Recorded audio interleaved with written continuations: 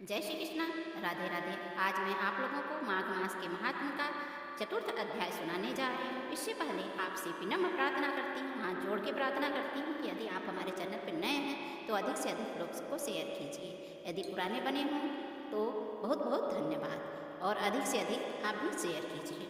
तो आइए कथा की ओर चलते हैं। श्री वशिष्ठ जी कहने लगे कि हे राजा, मैं आपको उस महात्मा का वर्णन सुनाता हूँ जिसे कि कार्तवीर्य के पूछने पर दत्तात्रेय ने कहा था। जिस समय साक्षात विष्णु के रूप में दत्तात्रेय सत्य पर्वत पर रहते थे, तब महिष्मती के राजा सहस्त्रार्जुन ने उसे पूछा कि हे योगियों में श्रेष्ठ दत्तात्रेय जी, मैंने सब धर्म सुने, अब आप कृपा करके मुझे माघ मास का महात्मा कहिए। तब दत्तात्रेय जी बोले, जो नारद जी से ब्रह्मा जी ने कहा था वही माघ मास के महात्मा है, तुमसे कहता हूँ। इस कर्म भूमि भारत में जन्म लेकर जिसने माघ मास नहीं किया उसका जन्म निष्फल है। भगवान की प्रसन्नता, पापों के नाश और स्वर्ग की प्राप्ति के लिए माघ मास के महात्मा अवश्य करना चाहिए। यदि यह पुष्ट व शुद्ध शरीर माघ मास के बिना ही रह जाए तो इसकी रक्षा करने से क्या लाभ होता है।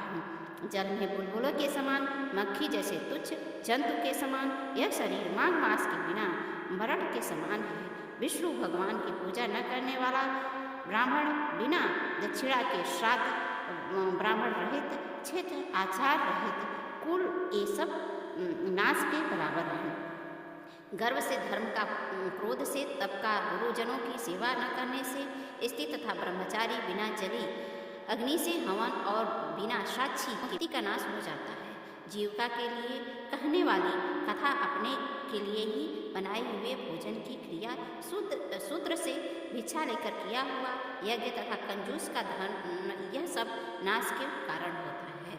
बिना आभास और आलस्य वाली विद्या, सत्यवाणी विरोध करने वाला राजा, जीविका के लिए तीर्थ यात्रा, जीविका के लिए व्रत, संदेह युक्त मंत्र का जप, व्यग्र चित्त होकर जप करना, वेद न जानने वाले को दान देना, संसार में नास्तिक मत ग्रहण करना, श्रद्धा बिना धार्मिक क्रिया, यह सब व्यर्थ है। जिस तरह दरिद्र का जीना व्यर्थ है, उसी तरह माघ मास के बिना मनुष्य का जीना व्यर्थ है। ब्रह्मघाती, सोना चुराने वाला, अधेरा पालने वाला, गुरु पत्नीगामी, इस चारों की संगति करने वाला माघ मास से पवित्र होता है। जल कहता है कि सूर्योदय से पहले जो मुझसे स्नान करता है उसके बड़े से बड़े पापों को नष्ट करता है। महापातक भी स्नान से भस्म हो जाते हैं। माघ मास के स्नान का यह सब समय, स्नान का जब समय आता है तो सब पापों अपने नाश के भय से कांप जाते हैं। जैसे मेघों से मुक्त होकर चंद्रमा प्रकाश करता है, वैसे ही श्रेष्ठ मनुष्य माघ मास में स्नान करके प्रकाशमान होते हैं। काया, वाचा, मनसा, ये किए हुए छोटे या बड़े, नए या पुराने सभी पाप स्नान से नष्ट हो जाते हैं। आलस्य में बिना जाने जो पाप किए हैं वह भी नष्ट हो जाते हैं। जिस समय जन्म जन्मांतर के आभास से आध्यात्मिक ज्ञान की प्राप्ति होती है, उसी तरह जन्मांतर अभ्यास से माघ स्नान में मनुष्य की रुचि होती है। वह अपवित्रों को पवित्र करने वाला बड़ा तप और संसार रूपी कीचड़ को धोने वाला पवित्र वस्तु है।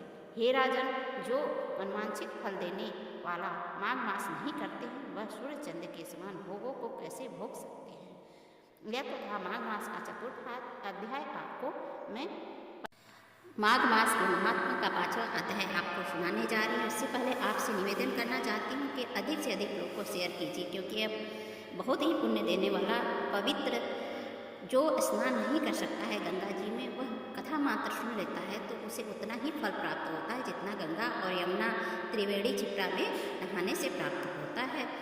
तो आप भी यदि कहीं नहीं जा सकते हैं तो कथा अवश्य सुनिए और अपने भी सुनिए और वृद्ध जनों को अधिक से अधिक लोग को सुनाइए। चाहे वृद्ध जन हो चाहे जवान लोग हो, सभी को कथा सुननी चाहिए, क्योंकि कथा तो वो गंगा जल है जिसे डालने से आदमी शुद्ध हो जाता है। कथा मात्र सुनने से मन पवित्र हो जाता है। उसका ज्ञान जब अपने कंठ से उतरता है, जब नीचे जाता है तो अपना वाणी पवित्र हो जाती है और शरीर पवित्र हो जाता है और अंत में मुक्ति प्रदान करने वाला होता है। सब सुखों तो यह तो था आज मैं चौथा अध्याय तो सुनाई, फिर उसके बाद में पाँचवां अध्याय भी सुना रही हूँ, क्योंकि दो दो चैप्टर यदि नहीं सुनाऊंगी, दो दो अध्याय यदि अब नहीं सुनाऊंगी तो पूरा अध्याय नहीं हो पाएगा, इसलिए मैं आपको पाँचवा अध्याय भी नहीं सुना रही हूँ। तब दत्तात्रेय जी कहने लगे कि हे राजन, प्राचीन इतिहास कहता हूँ, भृंगु वंश में ऋषि का नाम की एक ब्राह्मणी थी, जो बाल काल में भी विधवा हो गई थी। वह रेवा नदी के किनारे विंध्याचल पर्वत के नीचे तपस्या करने लगी। वह जितेंद्री, सत्यव्रता और सुशील, दानशील तथा तप करके देह को सुखाने वाली, वह अग्नि में आहुति देकर उच्च वृत्ति द्वारा छठे काल में भोजन करती थी। वह वल्कल धारण करती थी और संतोष से अपना जीवन यापन करती थी। उसने रेवा और कपिल नदी के संगम में 60 वर्ष तक माघ मास का स्नान किया, फिर वह मृत्यु को प्राप्त हो गई। माघ मास का स्नान के फल से वह दिव्य 4000 वर्ष तक विष्णुलोक में वास कर शुंद और उपसुंद दैत्य का नाश करने के लिए ब्रह्मा तथा तिलोत्तमा नामक की अप्सरा के रूप में ब्रह्मलोक में उत्पन्न हुई। वह अत्यंत रूपवती, ज्ञान विद्या में प्रवीण तथा मुकुट कुंडल से शोभायान थी। उसका रूप यौवन और सौंदर्य देख करके ब्रह्मा भी चकित हो जाते थे। वह तिलोत्तमा रेवा नदी के पवित्र जल में स्नान करके वन में बैठी थी।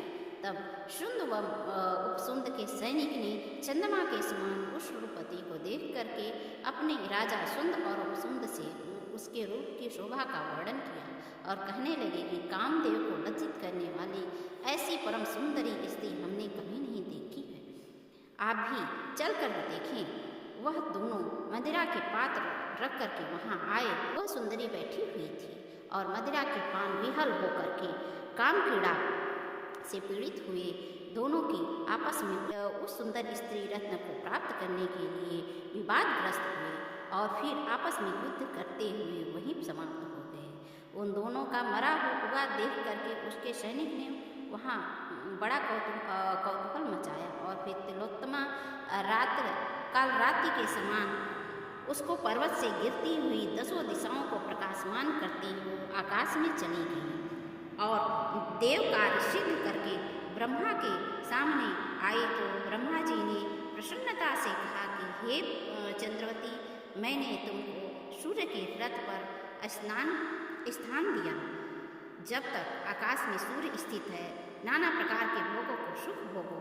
सो हे राजन, वह ब्राह्मणी अब भी सूर्य के रथ पर माघ मास के स्नान के उत्तम भोगों को भोग रही है। इसलिए भगवान पुरुषों को उत्तम गति पाने के लिए यत्न के साथ माघ मास का स्नान करना चाहिए। तो आप भी माघ मास का स्नान कीजिए। यदि आप नहीं कर रहे हैं तो एक दिन पूर्णिमा को, एकादशी को जरूर ही माघ मास का गंगा जी में, यमुना जी में, क्षिप्रा जी में या कहीं भी आप नदी तालाब में जाके स्नान कर सकते हैं, जहाँ आपकी सुविधा हो। यदि आप नहीं कर सकते तो घर में ही तिल डाल करके, गंगा जल डाल करके एकादशी के दिन, पूर्णिमा के दिन स्नान मात्र कर लेने से माघ मास का महात्म आपको प्राप्त हो जाएगा। और निरंतर कथा पान करते रहिए। यदि कथा सुनेंगे तो आपको गंगा जी के समान ही आपको पुण्य प्राप्त होगा। जय श्री कृष्ण, राधे राधे। आगे कथा के लिए आप तत्पर